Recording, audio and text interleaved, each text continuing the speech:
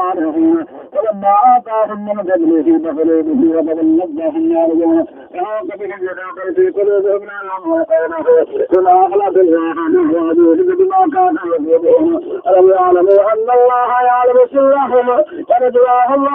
الله علام الغيوب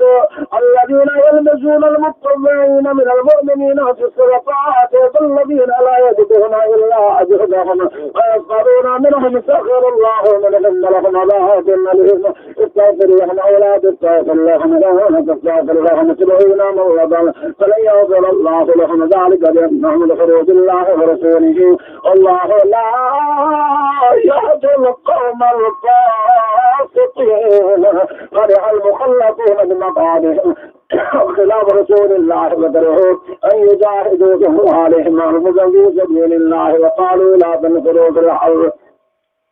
قل نار جهنم أشد ولعا لو كانوا يفقهون فليذهبوا قليلا وليبقوا كثيرا جزاء بما كانوا يكسبون فإن رجعت الله إلى طائفة منهم فاستعلموا بالخروج فقل لن تخرجوا ما يعبدون ولن تقاتلوا ما يعبدون إنكم رضيتم بالقعود ومن فقعدوا مع الخالفين ولا تسلموا أحد منهم مات أبدا ولا تقم على قبره إنهم كفروا بالله ورسوله وما أتوهم فاسقون ألم فضلكم عن المسجد الحرام أن تعتدوا وتعاونوا على البر والتقوى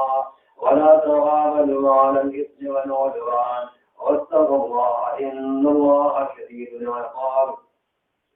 حرمت عليكم الميتة والدم ولحم الخنزير وما أهل لغير الله به والمنخنقة والموقوذة والمتردية والنصيحة وما أكل السبع إلا ما ذكيتم وما ذبح على النصب أن تستقسموا بالأزلام ذلكم فسق اليوم يئس الذين كفروا من دينكم فلا تخشوهم واخشون اليوم أكملت لكم دينكم وأتممت عليكم نعمتي ورضيت لكم الإسلام دينا فمن يطمع في مخمصة غير متجانب لإثم فإن الله غفور رحيم يسألونك ماذا أحل لهم قل أحل لكم الطيبات وما علمتم من الجوارح كالذين تعلمونهن مما علمكم الله فكلوا مما أمسكنا عليكم واذكروا اسم الله عليه واتقوا الله إن الله سريع الحساب